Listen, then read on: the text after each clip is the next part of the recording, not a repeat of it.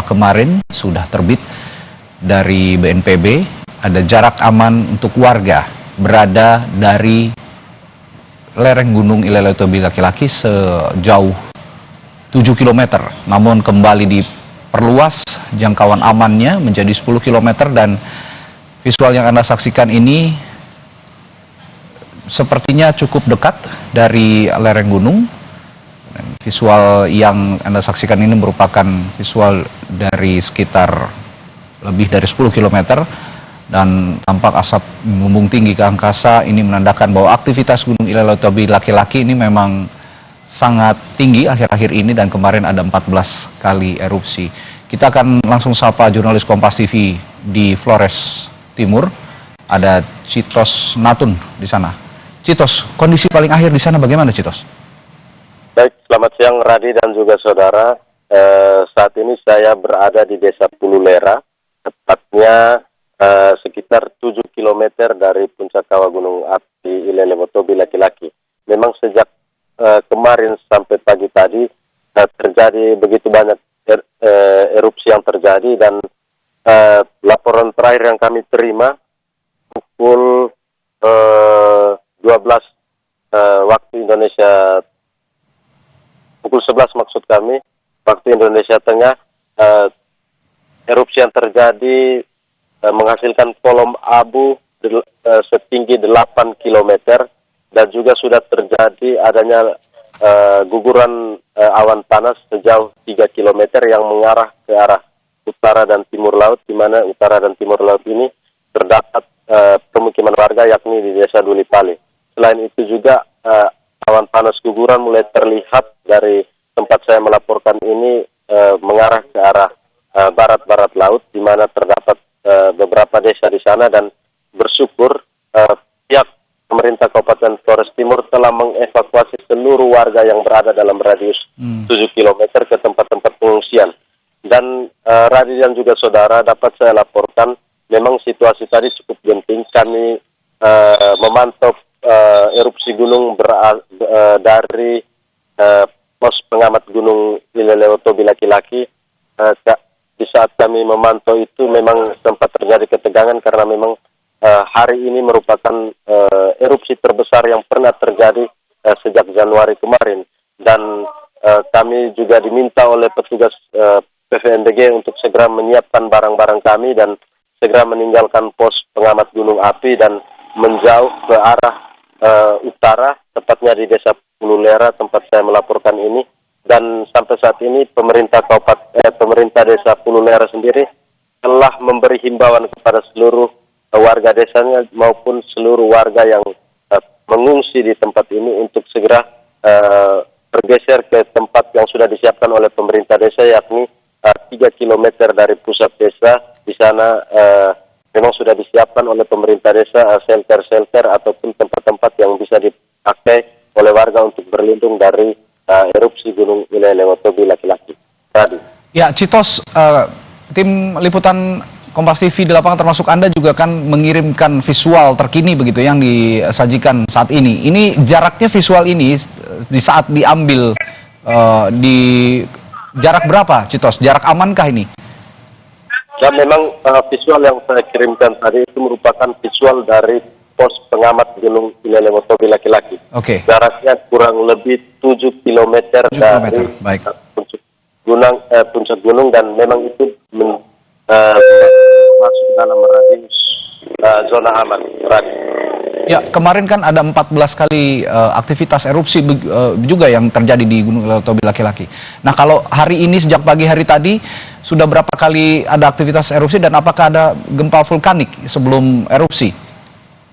Ya, benar Rabi, memang pantauan kami hari ini terjadi erupsi sejak 6:25 waktu Indonesia Tengah hingga sampai saat saya melaporkan di Desa Pululera ini masih juga terjadi erupsi dan kami belum memantau beberapa kali erupsi, namun kalau dilihat secara visual lewat kasat mata bahwa erupsi masih terus terjadi dan lontaran-lontaran abu vulkanik dan juga lontaran-lontaran material itu terlihat begitu jelas membumbung tinggi ke angkasa dan Ya, tadi sempat beberapa warga juga mulai mengungsikan diri ke arah yang ke tempat yang lebih aman, dan sampai saat ini memang di belakang saya ini gunung sudah tidak terlihat lagi bentuknya karena memang sudah ditutupi oleh abu vulkanik yang mulai menyebar sejak tadi sekitar pukul 11:30 waktu Indonesia Tengah. Dan sampai saat ini memang warga juga tengah bersiap-siap, sudah mulai keluar dari rumah untuk mengikuti himbauan dari kepala desa untuk segera mengungsikan diri ke tempat yang lebih aman tadi. Ya, jadi dipastikan kurang dari 7 km sudah tidak ada warga lagi yang berada di sekitaran kawasan Gunung Ileletobi Laki-Laki yang saat ini sedang erupsi ya, Citos? Benar, Radi. Memang sejak hari pertama erupsi pada tanggal 4 dini hari itu, pemerintah Kabupaten Flores Timur bersama tim Basarnas telah mengevakuasi seluruh warga yang berada di 7 desa khususnya yang berada di bawah lereng Gunung Ileletobi Laki-Laki, dan mereka telah menempati di posko pengungsian yang sudah disiapkan oleh pemerintah. Kami juga tadi pagi sempat memantau di beberapa titik yang ada di lokasi kejadian pada hari Senin kemarin, dan memang sudah tidak ada warga di sana, tidak ada aktivitas apapun di sana. Oke, Citos, sementara ini saya sudahi dulu laporan langsung Anda dan tetap berhati-hati. Teman-teman tim liputan Kompas TV semua di sana juga harap berhati-hati, tetap berada di jarak aman. Kami akan perbaharui lagi nanti, Citos. Terima kasih. Laporan langsung Citos Matun dari Kabupaten Flores Timur di Nusa Tenggara Timur. Dan sekarang kita akan ke Kepala PVMBG yang sudah bergabung melalui sambungan telepon. Ada Pak Hadi Wijaya Suharyanto. Selamat siang, Pak Hadi. Selamat siang. Ya, Pak Hadi, apa yang harus diwaspadai? Ini sekarang tadi laporan rekan kami jurnalis Kompas TV di lapangan. Sejak pukul 6:25 pagi hari tadi sudah ada beberapa kali aktivitas erupsi Gunung Ileletobi Laki-Laki. Apa yang harus diwaspadai warga sejauh ini, Pak? Ya, mungkin saya jelaskan dulu bahwa hari ini terjadi erupsi terbesar pasca erupsi yang tanggal 3 November tengah malam. Nah, saya mewakili Kepala Badan Geologi Kementerian SDM perlu menjelaskan bahwa per hari ini kita mengalami erupsi terbesar pukul 10.48 WITA, yaitu pertama erupsi dengan abu vulkanik setinggi 5.000 meter atau 5 kilo. Yang kedua, bersamaan dengan tersebut terjadi awan panas guguran atau APG dengan jauh 3 km arah utara timur laut. Oke. Padahal tadi pagi ada erupsi abu vulkanik sejauh 2.000 dan 2.500 meter. Kemudian tadi malam ada lelehan awan pijar sejauh 2.000 dan 2.500 meter. Oke, jadi yang harus dicatat ini adalah erupsi terbesar sejak 3 November kemarin ya, Pak ya? Dan kolom abu vulkanik tingginya tinggi 5 km, lalu awan panas gugurannya 3 km. Artinya jika memang otoritas di sana menetapkan 7 km jarak aman, ini artinya sudah aman untuk semua warga ya, Pak ya? Dari kolom abu vulkanik, lalu awan panas guguran dan sebagainya. Ya, masih pada radius aman yang 7 km. Namun kami himbau tadi sudah laporkan ke Kepala BNPB, jangan sampai ada masyarakat yang mencoba untuk kembali melihat kampung halamannya, rumahnya tidak boleh. Jadi betul-betul semakin disiplin, radius 7 km itu harus dipatuhi oleh semua. Oke. Harus dipatuhi oleh semua. Dan yang harus diwaspadai juga tadi ada awan panas guguran, mungkin juga nanti jika turun hujan akan terjadi banjir lahar hujan. Apakah ini juga memungkinkan untuk terjadi kalau melihat dari kondisi cuaca saat ini, Pak Hadi? Iya, sejak dari tanggal 4 November tengah malam itu yang di erupsi pertama itu kan kita mengalami erupsi abu vulkanik yang terus menerus. Bahkan 2 hari terakhir kan 1.000, 2.000, 2.500 meter. Artinya bahwa akumulasi abu vulkanik itu makin membesar, itu akan menjadi material yang berbahaya saat turun hujan. Makanya kami sudah membuat peta KRB yang ada arah-arah untuk bahaya material dari lahar dingin. Oke, ini yang harus dicatat juga oleh warga, artinya harus dipatuhi ya Pak ya, 7 km tadi yang sudah ditetapkan jarak aman, jangan Betul, sampai ada betul. warga juga. Ada laporan kepada PVMBG Pak bahwa daerah-daerah mana, ada berapa daerah atau berapa kecamatan, berapa wilayah atau desa yang kira-kira harus benar-benar mewaspadai aktivitas Gunung Ilelewotobili laki-laki hari ini? Iya, kami memang sudah menyampaikan ke Kepala BPBD Provinsi bahwa Kabupaten Flores Timur dan Kabupaten Sika itu perlu kehati-hatian karena arah angin berubah-ubah dari timur laut kemudian menuju ke barat laut dan barat daya. Jadi artinya relatif lebih luas. Jadi saya kira ini menjadi perhatian semua. Dan saat ini informasi dari BNPB kan pengungsi yang terkumpul pun sudah semakin banyak sampai mencapai 5.800 pengungsi. Oke. 5.000 pengungsi yang sudah diungsikan gitu ya dari sekitaran Gunung Ilelewotobili laki-laki. Lalu Pak, imbauan ke depan untuk warga sehingga mereka bisa benar-benar aman, jangan sampai dulu kembali ke tempat asal mereka sampai Gunung Ilelewotobili laki-laki ini bisa lebih tenang lagi, tidak ada erupsi yang membahayakan. Sampai kapan kira-kira? Memang ini sulit diprediksi, teman. Hanya saya ingin menanyakan gambaran saja kira-kira apakah ini masih berlangsung lama atau bagaimana Pak? Baik.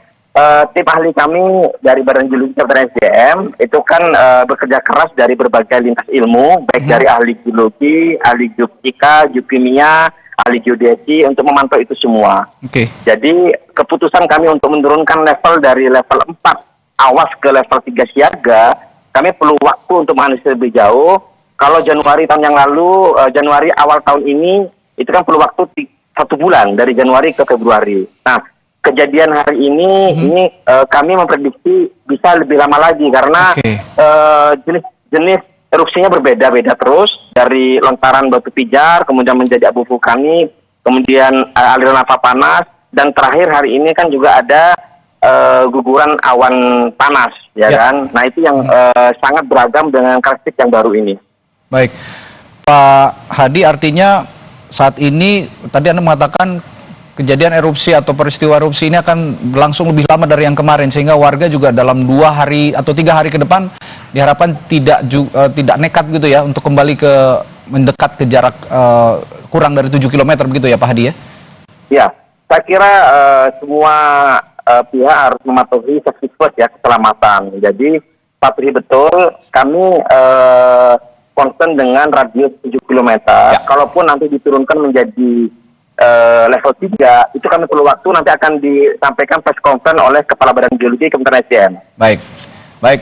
Sementara ini terima kasih Bapak Hadi Wijaya, Kepala PVMBG yang telah berbagi informasinya terkait erupsi yang terjadi di Gunung Ilelewotobili laki-laki di Kabupaten Flores Timur, Nusa Tenggara Timur. Dan kami langsung menuju ke jurnalis Kompas TV Renata Panggalo yang saat ini berada juga di Kabupaten Flores Timur yang akan menggali lebih jauh bagaimana juga situasi pengungsian di sana, kondisi warga setempat dan jarak aman yang sudah dipatuhi oleh warga. Renata, saat ini semua warga artinya sudah bisa dikatakan aman dari peristiwa erupsi yang terjadi sejak pagi tadi di Gunung Ilelewotobili laki-laki, Renata ya?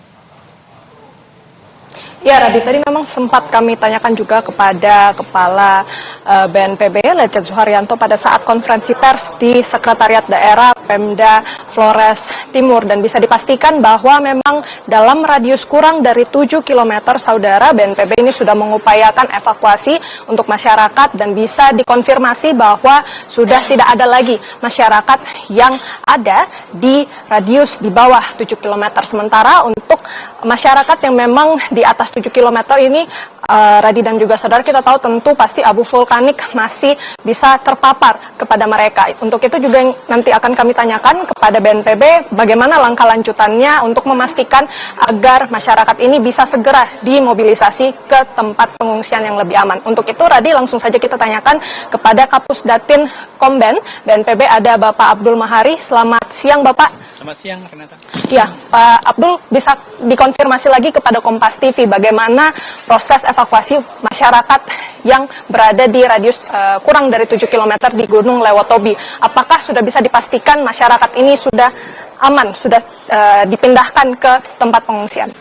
Baik, jadi untuk aktivitas masyarakat dalam radius 7 km itu kami Kepala BNPB juga sudah melihat kemarin bahwa tidak ada masyarakat yang masih tinggal dalam artian menetap di 7 km, semua sudah ada di tempat pengungsian, tetapi memang ada beberapa anggota masyarakat yang kemudian beberapa kali kembali ke lokasi rumah mereka untuk melihat dan sesuatu dan lain hal. Nah, ini kita per hari ini sudah kita antisipasi dengan melakukan penutupan akses masuk. Ini jalan penghubung antara Larantuka dan Sika. Ini untuk sementara sejak tadi erupsi kembali Lewotobi laki-laki, dan dari sisi besarnya atau tingginya awan vulkanik mungkin ini lebih besar sampai 5.000 meter dan disertai oleh awan panas guguran hingga 3 km.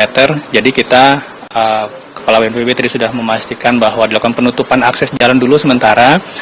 Dan sekiranya masih ada yang kebetulan masih dalam radius 7 km, segera tadi aparat TNI Polri sudah menyisir dan melakukan evakuasi, tapi ini sangat terbatas. Jadi kita sudah pastikan tidak ada lagi masyarakat di radius 7 km.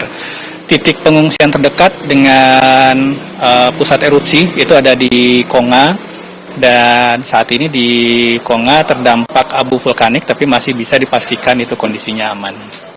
Bapak, mungkin penegasan Pak Abdul Muhari, apakah erupsi kali ini itu lebih eksplosif dibanding sebelumnya atau seperti apa sebenarnya yang terjadi di lokasi sekarang? Kalau erupsi yang terjadi pada 4 November itu sifatnya eksplosif ya, lontaran batu pijar dan lontaran material-material vulkanik dalam radius sangat jauh. Tetapi yang terjadi siang ini kita lihat ini berbeda tipenya, lebih vertikal dan mengeluarkan abu vulkanik yang sangat banyak serta disertai awan panas guguran. Nah, ini harus kita waspadai terutama untuk awan panas guguran. Kami juga mendengar kabar bahwa pos pantau pengamatan juga sudah melakukan evakuasi saat ini karena untuk mewaspadai awan panas guguran. Jadi berbeda tipe letusan dari yang 4 November. Baik, berarti imbauan untuk masyarakat yang di atas 7 km pun juga dianjurkan untuk mengevakuasi diri segera, Pak? Iya, ada beberapa tempat mungkin berbeda arah ya, artinya yang di belakang pos pantau itu mungkin bisa menjauh dulu, tidak melewati jalur ke arah tempat pengungsian pertama karena itu akan melewati sisi gunung. Ini yang kita kosongkan untuk sementara dan jalannya kita tutup dulu untuk sementara. Dan untuk masyarakat di tempat pengungsian terdekat di Konga kita sarankan karena juga sudah ada stok masker di situ untuk menggunakan masker untuk mengantisipasi ispa. Baik, selain mengantisipasi dampak kesehatan dari abu vulkanik, bagaimana kemudian juga dengan potensi banjir lahar dingin mungkin atau seperti apa, Pak? Nah, dengan adanya awan panas guguran, kemudian ketebalan abu vulkanik yang cukup besar di pagi ini, sekali lagi tadi sudah disampaikan bahwa kita berkoordinasi intensif dengan BMKG. Ada dua opsi sebenarnya, apakah hujannya kita turunkan sekalian dengan catatan masyarakat sudah diungsikan, atau hujannya kita arahkan ke tempat lain supaya tidak turun hujan dulu di sekitar kawah. Dua opsi ini masih kita kaji dan koordinasi dengan BMKG. Belajar dari situasi pada saat evakuasi pertama kali erupsi eksplosif yang kemarin terjadi pada Minggu dini hari, petugas yang disiagakan oleh BNPB bekerjasama dengan pihak-pihak lain di lokasi tempat sekarang terjadi erupsi bagaimana, Pak? Untuk saat ini petugas cukup dalam artian kuantitas itu cukup memadai, dan yang terpenting sebenarnya fokus kita tidak mengizinkan ada yang masuk. Jadi kalaupun ada yang dalam tinggal kita keluarkan. Jadi tidak ada yang masuk. Ini yang akan memudahkan kita untuk bisa, kalau sekiranya masih ada, kita tinggal mengeluarkan yang ada di dalam. Tapi yang dari luar tidak kita izinkan untuk masuk ke dalam. Oke, baik Pak. Tadi disebutkan juga ada 3 posko pengungsian. Yang terdekat Konga. Opsi lain apa? Untuk Konga sejauh ini masih cukup jauh ya, hingga 10 kilo dari titik puncak erupsi. Jadi sejauh ini masih aman, tetapi tidak akan terhindar dari abu vulkanik yang saat ini sangat tebal. Jadi ini mungkin antisipasinya memang sifatnya proteksi diri seperti masker. Dan tentu saja kita harapkan untuk yang saat ini sedang ada di Konga tidak beraktivitas di luar ruang dulu. Kita punya tenda, kita punya kelas-kelas sekolah yang untuk bisa masyarakat ada di dalam dulu sampai abu vulkanik ini mereda. Fasilitas-fasilitas apa saja Pak yang disediakan di sana? Sudah terjaminkah ketersediaan untuk kebutuhan sehari-hari? Untuk di Konga merupakan tempat titik pengungsian dengan jumlah pengungsi paling banyak, dan saat ini untuk sarana prasarana itu paling lengkap, termasuk juga MCK, ketersediaan air dan seterusnya. Dapur umum juga sangat baik. Jadi kita harapkan seluruh kebutuhan itu terpenuhi di Konga, dan karena ini paling dekat, sekali lagi mungkin untuk sementara waktu saudara-saudara kita di sana untuk di dalam ruang dulu. Baik Pak Abdul, mungkin dalam 4 hari pemantauan ini, lalu kemudian terjadi erupsi lagi, adakah laporan dari petugas mungkin penambahan korban atau update korban sampai saat ini berapa Pak dari BNPB? Karena sudah tidak ada penduduk yang menetap atau tinggal menerus 24 jam di lokasi radius 7 km, ini kita harapkan dengan aktivitas pagi ini, terutama adanya awan panas guguran, itu memang masyarakat yang biasanya masih masuk keluar di daerah 7 km ini bisa evakuasi secepat mungkin. Kita tidak bisa, kami belum dapat laporan apakah ada masyarakat yang ada di radius di bawah 5 kilo misalkan, karena misalkan untuk desa Platanlo itu ada di 4 km, dan kemarin kita masih melihat ada beberapa masyarakat yang masih hilir mudik.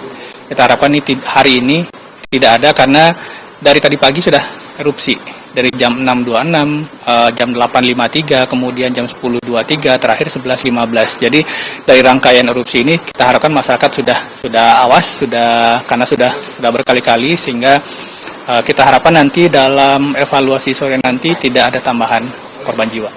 Baik, berarti yang bisa kami konfirmasi 9 orang meninggal dunia, 1 orang kritis ya Pak? Ya, yang kritis pun saat ini sudah tidak dalam kondisi kritis, sudah dalam fase pemulihan pasca operasi amputasi kaki. Jadi ini kita harapkan bisa segera pulih. Pak, juga tadi sempat disebutkan di konferensi pers bersama Letjen Suharyanto bahwa memang kondisi di Gunung Lewotobi ini cukup unik ya, yang dimana memang dari selama 22 tahun ini belum ada erupsi kecuali pada tahun ini, begitu ya. Nah, dengan begitu apa yang kemudian akan dilakukan oleh BNPB dan pihak terkait begitu untuk kemudian memastikan keamanan masyarakat yang tinggal di area Gunung Lewotobi berkaca dengan erupsi yang kemarin, untuk bagaimana bisa direlokasi begitu Pak? Ya. Yang pasti prinsip utama yang harus kita pahami adalah bencana adalah peristiwa yang berulang, ya. Tetapi periode ulangnya memang bervariasi. Nah, ini terkadang ketika periode ulangnya lewat satu generasi ini terlupakan, sehingga daerah-daerah dulunya yang mungkin terdampak sekarang sudah mulai dihuni kembali. Nah, memang dalam konteks mitigasi bencana tentu saja tadi sudah disampaikan oleh Kepala BNPB, opsi utama adalah relokasi.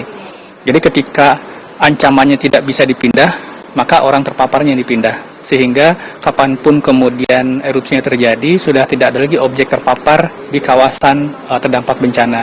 Ini opsi utama, dan ini tentu saja akan segera dilakukan tadi paralel dengan penyusunan peta rawan bencana dan seterusnya, tetapi tidak akan menunggu satu selesai baru berikutnya dilakukan, karena pada prinsipnya kita sudah paham daerah-daerah terdampak bencananya, dan pemetaan via udara juga akan segera kita lakukan. Jadi ini akan berjalan paralel, dalam waktu kita harapkan 2-3 minggu ke depan itu sudah ada kepastian tentang lokasi dan jumlah kakak yang akan direlokasi.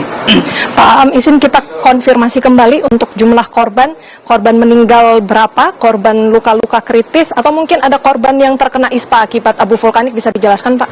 Untuk korban jiwa itu di data BNPB 9 orang, itu ada 8 dewasa dan 1 anak-anak. Ini tidak bertambah. Kemudian ada 1 korban kritis yang kemarin kita laporkan kritis sudah dalam fase penyembuhan. Korban luka yang 31 orang saat ini yang masih dirawat di rumah sakit tinggal 4 orang, dan itu juga segera bisa rawat jalan. Oke, baik Pak. Tadi juga kemarin kami mengikuti ya perjalanan Kepala BNPB kemudian mengunjungi rumah sakit, menjenguk para korban. Adakah pesan yang dititipkan oleh rumah sakit mungkin terkait dengan ketersediaan obat, kelengkapan alat medis, seperti apa bantuan BNPB? Ya, kemarin dari diskusi dan dialog Kepala BNPB dengan Direktur Rumah Sakit, itu ada beberapa kebutuhan obat yang sudah kita catat juga, dan beberapa kebutuhan-kebutuhan spesifik ya, artinya seperti kebutuhan kaki palsu untuk korban terdampak bencana itu juga secara langsung disanggupi oleh Kepala BNPB kemarin. Dan untuk perangkat-perangkat lainnya kita menunggu informasi, sekiranya ada yang bisa kita dukung dari pemerintah pusat, tentu saja akan kita dukung dalam rangka tanggap darurat ini. Baik, kami konfirmasi kembali Pak Abdul untuk prioritas BNPB sekarang selain tentu mengungsikan warga, relokasi. Nah, apakah pembangunan rumah untuk masyarakat yang kemudian direlokasi ini juga berjalan paralel dengan posko pengungsian, atau seperti apa langkah selanjutnya yang dilakukan BNPB bekerjasama dengan kementerian terkait? Ya, untuk pembangunan relokasi itu tentu saja berjalan paralel, dan pemetaan kawasan rawan bencana juga sedang berjalan kita lakukan, dan ada beberapa contoh juga, misalkan relokasi Semeru itu ada di daerah di dalam 7 km, tapi di daerah yang secara historis kita sekali lagi bencana adalah peristiwa yang berulang. Kita tahu catatan historisnya daerah-daerah mana yang terdampak. Nah, secara historis kalau lokasi usulan relokasi ini tidak pernah terdampak, maka itu meskipun ada di dalam kawasan radius 7 km tentu saja itu bisa digunakan. Nah, ini masih kita data tentang status lahannya. Tentu saja untuk relokasi status lahannya harus clean and clear. Nanti kita juga tentu akan berkoordinasi dengan ATR BPN dan Kementerian Perumahan Rakyat untuk pembangunannya. Dan yang paling utama nantinya prosesnya biasanya kalau status itu ada dalam status lindung, kita koordinasi dengan Kementerian Kehutanan. Kemudian untuk status lahan itu kita koordinasi dengan ATR. Ini kita lakukan paralel dalam fase tanggap darurat ini. Baik Pak, lalu kemudian juga dengan masyarakat begitu yang berada di posko pengungsian, kita tahu banyak sekolah yang terdampak juga ya, dan bagaimana kemudian anak-anak ini juga turut menjadi korban. Di sana kondisinya seperti apa? Ada trauma healing mungkin, atau ada proses kegiatan belajar mengajar, atau seperti apa? Urgensi yang kemarin disampaikan oleh beberapa orang tua itu adalah bagaimana supaya anak-anak ini bisa tetap belajar. Karena ada 2 titik di Lewolaga dan Konga ini yang kita jadikan tempat evakuasi adalah bangunan sekolah. Tentu saja secara otomatis siswa-siswa ini tidak bisa belajar. Nah, untuk itu tadi kita juga sudah berkoordinasi dengan Kadis Pendidikan Provinsi NTT. BNPB saat ini siang ini akan mendatangkan 10 tenda untuk menjadi sekolah darurat dulu untuk sementara. Juga ada tenda dari provinsi yang kita gelar dulu, nanti akan kita atur bagaimana tata kelolanya supaya siswa-siswa yang saat ini tidak bisa sekolah ini bisa untuk sementara waktu, alat perangkatnya, papan tulis dan seterusnya bisa kita sediakan dalam waktu dekat. Baik Pak Abdul, kita konfirmasi kembali dengan adanya erupsi yang baru terjadi ini, apakah kecamatan yang terdampak, kemudian juga jumlah kepala keluarga yang terdampak ini, apakah jumlahnya masih sama atau berapa Pak sebenarnya? Untuk radius kita melihat dari PVMBG itu tetap masih ada di 7 km, kecuali nanti jika diperbesar. Nah, kalau radiusnya masih tetap, bisa dipastikan jumlah warga terdampak itu tetap, karena kita sudah menghitung berapa desa dan berapa kakak yang ada dalam radius 7 km itu. Kalau seandainya radius ini diperbesar, maka kita akan menghitung ulang, pasti akan ada penambahan warga terdampak. Tetapi hingga siang ini tidak ada penambahan radius bahaya. Oke, berarti jumlahnya sekarang masih lebih dari 10.000 jiwa. Kembali lagi pada 300-an kakak. Baik, dengan begitu kondisi pendataan dari BNPB untuk relokasi warga terdampak, mungkin juga untuk pembangunan rumah sementara, bagaimana Pak? Masih tetap di angka penduduk yang saat ini terdampak menurut data kita, dan juga untuk warga mengungsi ini per hari ini kita sudah memiliki data terpilah, jadi sudah sangat detail jenis kelamin, umur, kalau ada kebutuhan khusus dan seterusnya, sehingga acuan kita untuk dukungan logistik pengungsi jadi lebih terarah. Yang pasti hingga saat ini kalau belum ada perubahan dari zona aman dari PVMBG, maka jumlah warga terdampak itu masih tetap. Baik, erupsi ini juga pasti tentu berdampak pada penerbangan begitu Pak. Sampai saat ini di Pulau Flores ada 4 bandara, 4-4-nya bagaimana? Apakah masih dibuka atau seperti apa? Untuk sementara ini kita akan melanjutkan koordinasi dengan Kementerian Perhubungan, khususnya Perhubungan Udara. Sementara kita masih belum menerima informasi akan ditutupnya bandara, tetapi nanti kita akan lihat berkembang, informasinya masih dinamis karena memang untuk cakupan awan abu vulkanik cukup besar, tapi tentu saja nanti akan dinamis, kita akan laporkan nanti setelah kita menerima informasi dari perhubungan.